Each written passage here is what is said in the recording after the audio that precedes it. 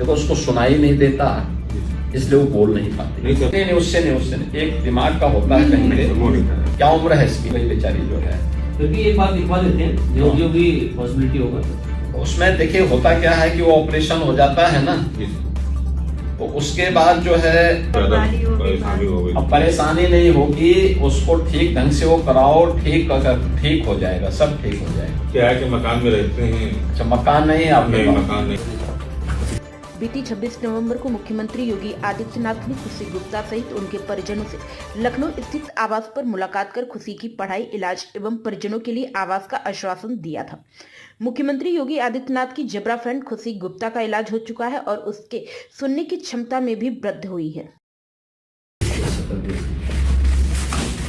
ये पहले तुम्हारे लिए टैबलेट है, ठीक है बेटा, तुम इधर आओ। कपड़ा है तुम्हारे लिए, ठीक है, इनकी माता जी के लिए है, ये लीजिए।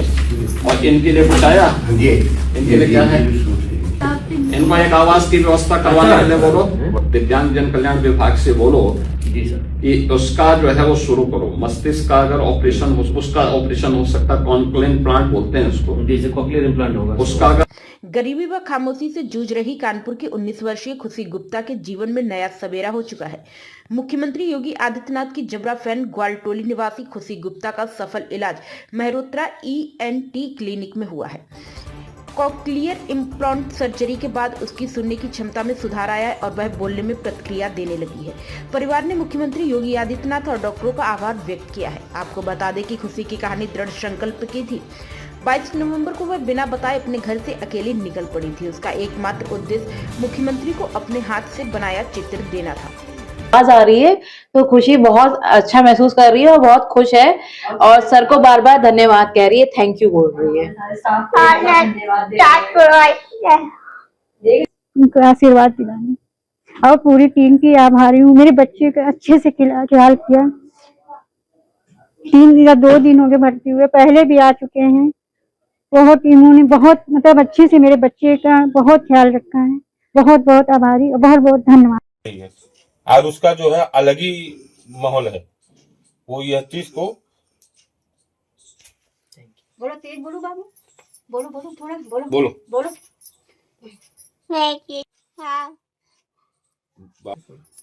मैं खुशी की मम्मी हूँ। मैं 26 तारीख को योगी कार्यालय गई थी, योगी जी से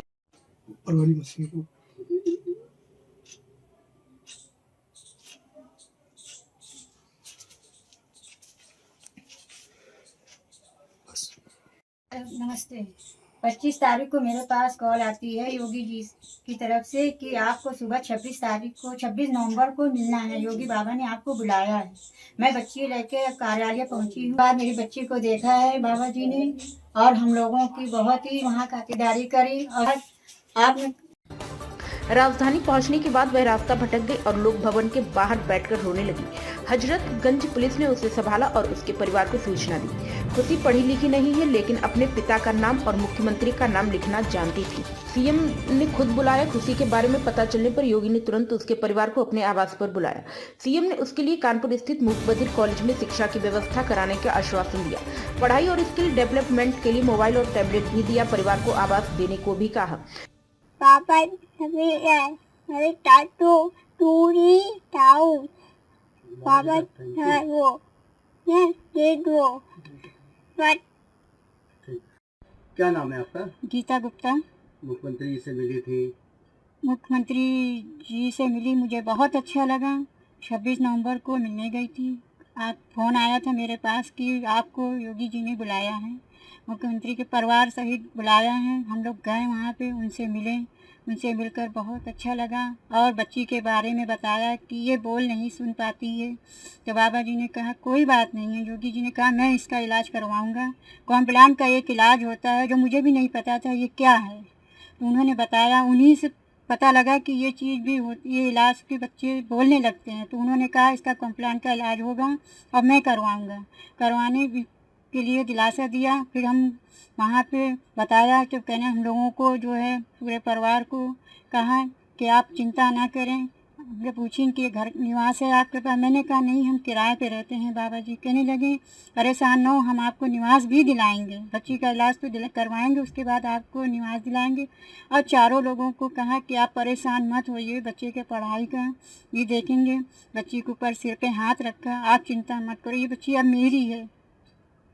फिर उसके बाद बाबा जी ने कहा कि मैं इस बच्चे को वहाँ भेजूँगा अस्पताल। उसके बाद भेजने के बाद आए हम लोग मल्होत्रा रोहित हॉस्पिटल।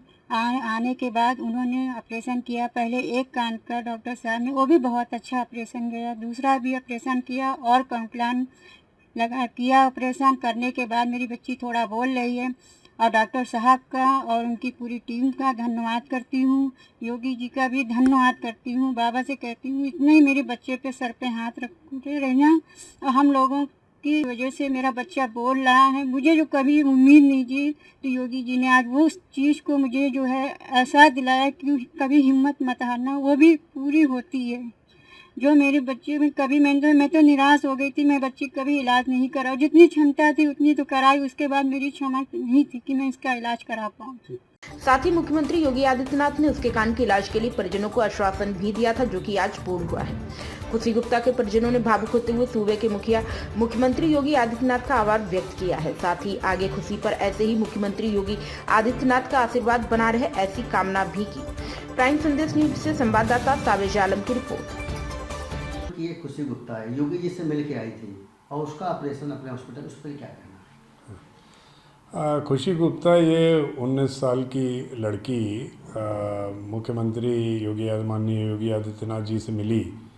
और हम लोगों ने वीडियो देखा था कि ये बच्ची कानपुर की है और ये सुन बोल नहीं पाती, और ये लेकिन बहुत तेज़ है। और मुख्यमंत्री जी ने कहा कि भाई इसका इम्प्लांट होना चाहिए। तो ये बच्ची चूँकि कानपुर की थी, तो दिव्यांगजन विभाग से जो अधिकारी हैं उन्होंने इसका संज्ञान में लिया और उनका कॉल आया कि सर देखिए इसमें क्या कर सकते हैं।